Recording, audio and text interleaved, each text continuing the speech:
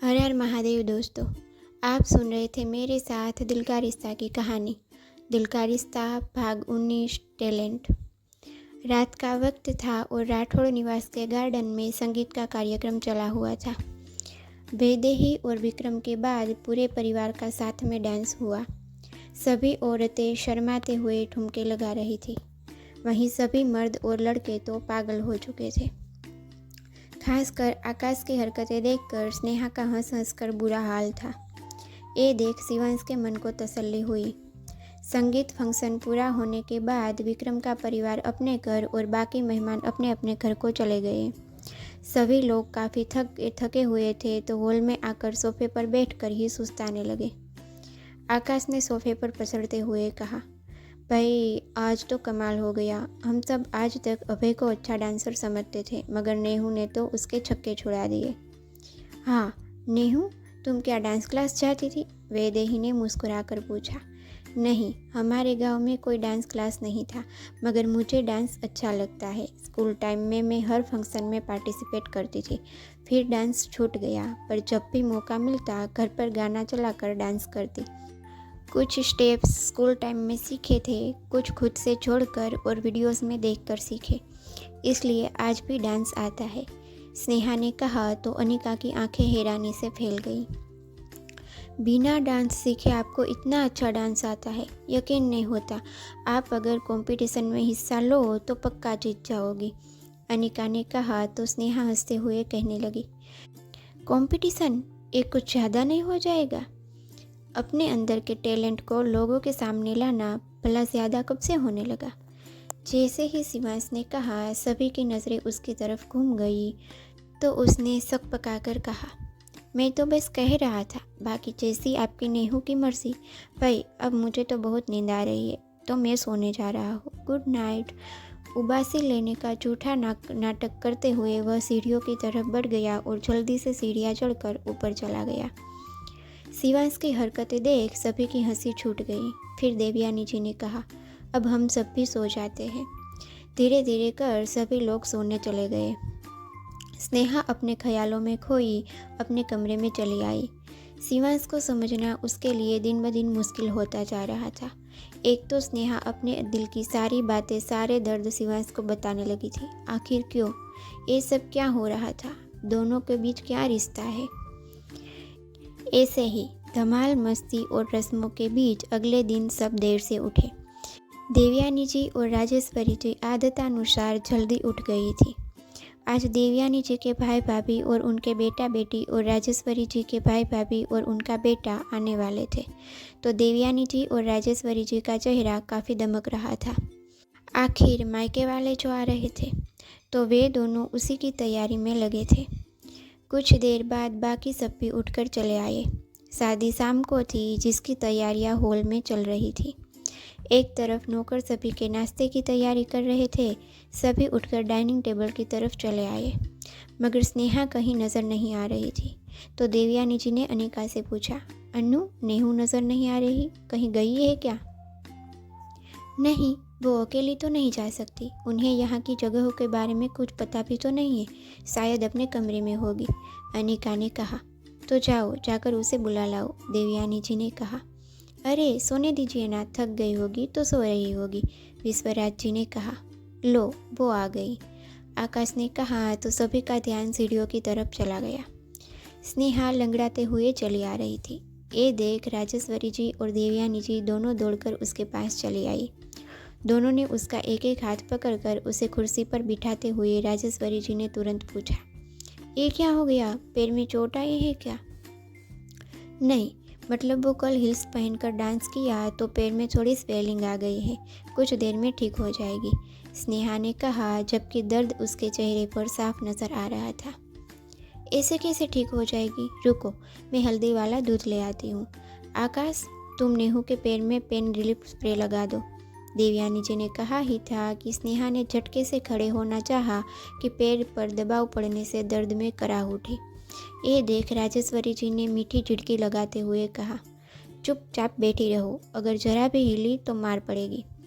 स्नेहा अभी कुछ कह पाती इससे पहले ही देवयानी जी हल्दी वाला दूध लेकर आ गई, जिसे देखकर स्नेहा का मुंह बन गया। शिवांश ने देखा तो तुरंत हंसते हुए कहा, लगता है इसे दूध पसंद नहीं, इसीलिए अभी अभी उठकर भागना चाहती थी, मगर दर्द के कारण भाग ना सकी। शिवांश की बात पर स्नेहा ने उसे घूरा तो वह एकदम से सिर झुकाकर बैठ गया। तभी आकाश ने आकर स्नेहा के सामने एक घुटना मोड़कर बैठते हुए कहा, अपना पाँव यहाँ रखो, मैं स्प्रे लगा देता हूँ। स्नेहा ने अपना दायां पाँव आकाश के घुटने पर रखा तो आकाश ने स्प्रे लगा दिया।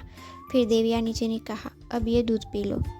स्प्रे लग गया ना, अब पाँव ठीक हो जाएगा, दूध नहीं पीना ना प्लीज़, स्नेहा ने मासूम सी शक्ल बनाकर कहा। आप तो बिल्कुल शिव भैया के जैसे कर रही हो, इन्हें भी दूध पीने के लिए कहो तो इनकी साल भर की मासूमियत 1 घंटे में निकल आती है, अनिका ने हंसते हुए कहा। शिवांश ने उसे घूर कर देखा और फिर कहा, इसका मतलब मैं रोज़ वेम्पायर बना घूमता हूँ कि तुम्हें मेरी मासूमियत बस दूध पिलाने पर ही दिखती है? मैंने ऐसा तो नहीं कहा, अनिका ने एकदम से कहा। तुम दोनों लड़ना बंद करोगे? शिवांश और अनिका को चुप करा के देवयानी जी ने स्नेहा की तरफ देखकर कहा, और तुम चुपचाप ये दूध खत्म करो। लेकिन आंटी, अभी स्नेहा कुछ कहती इससे पहले आकाश ने कहा, इतना क्या नखरे कर रही हो, दूध ही तो है, कौन सा कड़वे करेले का जूस है? स्नेहा ने तुरंत आकाश को घूरते हुए कहा, मेरे लिए दूध उसके जैसा ही है, अगर तुम्हारे लिए नहीं तो तुम ही पी लो। मुझे कोई दिक्कत नहीं है, मगर मेरे दूध पीने से तुम्हारा पेट थोड़ी ना ठीक हो जाएगा, आकाश ने कहा। तो फिर चुप रहो ना, क्यों बीच में? स्नेहा आगे कुछ कह पाती इससे पहले आकाश ने देवयानी जी के हाथों से दूध का ग्लास लिया और स्नेहा के मुंह से लगा दिया। दूध पेट में जाते ही स्नेहा की आंखें सिकुड़ गई। अब आकाश को उससे कोई नहीं बचा सकता था। शिवांश सारा नज़ारा देख बच्चों की तरह हंस रहा था। अनिका और वैदेही का भी यही हाल था। देवयानी जी, राजेश्वरी जी, विश्वराज जी, अमरदीप जी, दादू और बुआ जी के होठों पर भी मुस्कान तैर गई थी। जैसे ही दूध खत्म हुआ, सबसे पहले स्नेहा ने साइड में बैठे शिवांश को घूरकर देखा। शिवांश ने तुरंत सक पकाकर सामने बैठी अनिका और वैदेही की तरफ इशारा करके कहा, वो दोनों भी हंस रही है, सिर्फ मुझे ही क्यों घूर रही हो? कहकर वह नाश्ता करने लगा। स्नेहा ने आकाश को घूरा तो वह तुरंत वहाँ से भाग गया। देवयानी जी और राजेश्वरी जी भी सिर झुकाए आकर अपनी जगह पर बैठकर नाश्ता करने लगी। दूध पीकर स्नेहा का मूड खराब हो चुका था, तो वह भी दूध का टेस्ट हटाने के लिए नाश्ता करने लगी। शिवांश अभी भी सिर झुकाए मुस्कुरा रहा था। ये देख स्नेहा अभी भी वहाँ पर अपने होने का एहसास दिलाने के लिए झूठ मूठ का खांसने लगी। तो शिवांश एकदम से उठ खड़ा हुआ और सिर झुकाए ही सीढ़ियों की तरफ बढ़ गया। ये देख इस बार स्नेहा के होठों पर मुस्कान तैर गई।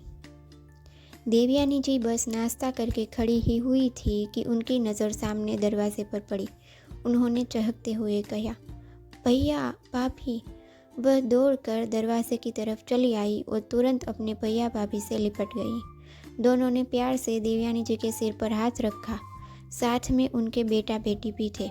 वह देवयानी जी से लिपट गए तो देवयानी जी उनका गाल छूकर कहने लगी, अर्जुन, अवनी, तुम दोनों को कितने बड़े हो गए। क्या बुआ जी, आप भी? जब भी हम आते हैं आप यही कहती है कि हम बड़े हो गए हैं, अवनी ने कहा तो सब हल्के से हंस पड़े। ये चारों कौन है? स्नेहा ने धीरे से वैदेही से पूछा। ये हमारे हर्षवर्धन मामा और सावित्री मामी और उनके बेटा बेटी है, वैदेही ने कहा और स्नेहा का हाथ पकड़कर उसे सहारा देते हुए उसको अपने साथ लेकर सभी के बीच चली आई। वैदेही ने स्नेहा को अपने मामा मामी और भाई बहन से मिलवाया। सभी लोग बाद में अंदर आकर बैठ गए। तभी अनिका जोर से चिल्लाई, ईशान के बच्चे। स्नेहा अभी बैठी ही थी कि उछलकर खड़ी हो गई, जिससे दोबारा पैर पर दबाव पड़ा और उसके मुंह से हल्की आह निकल गई। अनिका ने सुना तो अपना कान पकड़कर कहा, उप्स, सॉरी। स्नेहा ने सिर हिला दिया। अनिका मुस्कुराकर दरवाजे की तरफ भागी।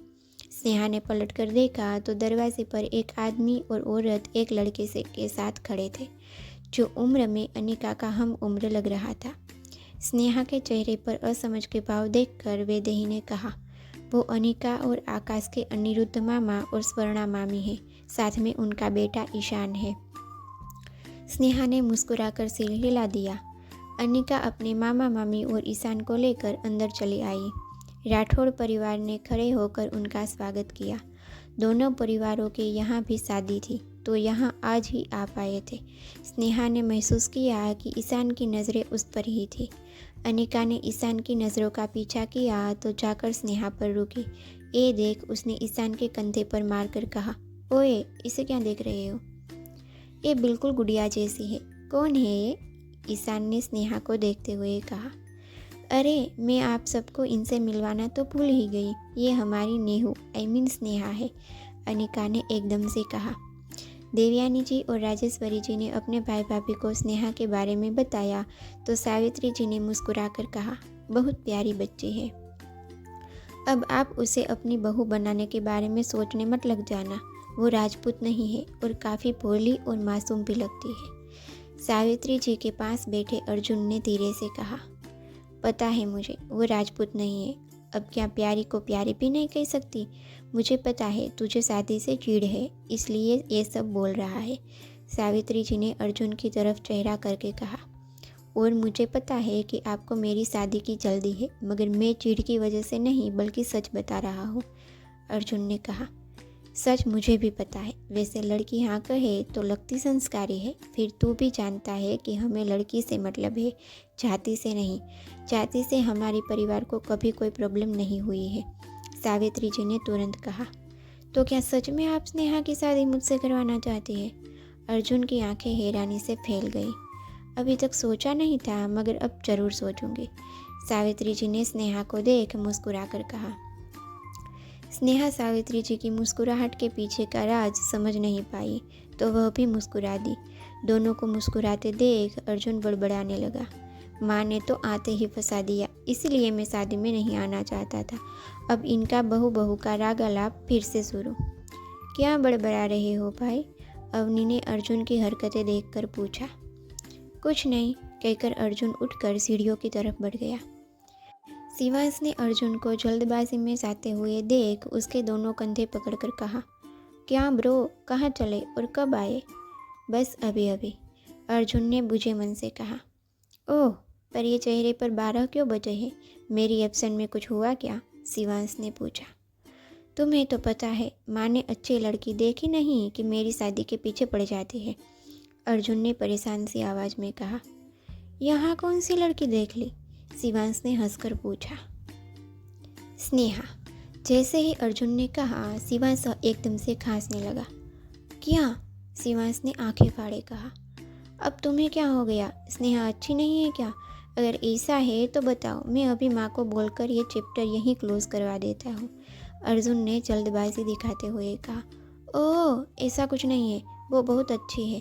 मामी से उसके बारे में कुछ गलत कहने की सोचिएगा भी मत, वरना आपकी बुआ जी आपकी पिटाई कर देगी, शिवांश ने एकदम से कहा। तो अब क्या करूं? अर्जुन ने छोटा सा मुंह बनाकर कहा।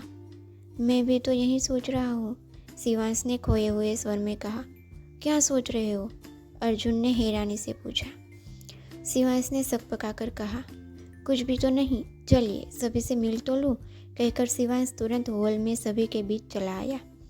शिवांश ने अपने और आकाश के मामा मामी के पैर छुए और ईशान अवनी के गले मिला। फिर जैसे ही शिवांश की नज़र स्नेहा और अर्जुन पर पड़ी, शिवांश का चेहरा गंभीर हो गया। अर्जुन शिवांश से 1 साल बड़ा था, लेकिन दोनों के बीच काफ़ी अच्छी बॉन्डिंग थी। दोनों भाई कम दोस्त बनकर रहते थे, इसीलिए अर्जुन शिवांश को सारी बातें बताता था। मगर आज उसने जो बताया उसके बाद शिवांश का सुख चैन छीन गया था। आखिर क्यों? उसी के साथ ऐसा क्यों होता है? बस इसी का जवाब शिवांश के पास नहीं था। तो ये था दिल का रिश्ता का भाग 19। आगे के भाग सुनने के लिए मेरे चैनल से जुड़े रहिए और अगर कहानी पसंद आए तो कहानी को लाइक और कमेंट करना ना भूलें। तो जल्द ही मिलते हैं अगले भाग के साथ। तब तक के लिए हर हर महादेव।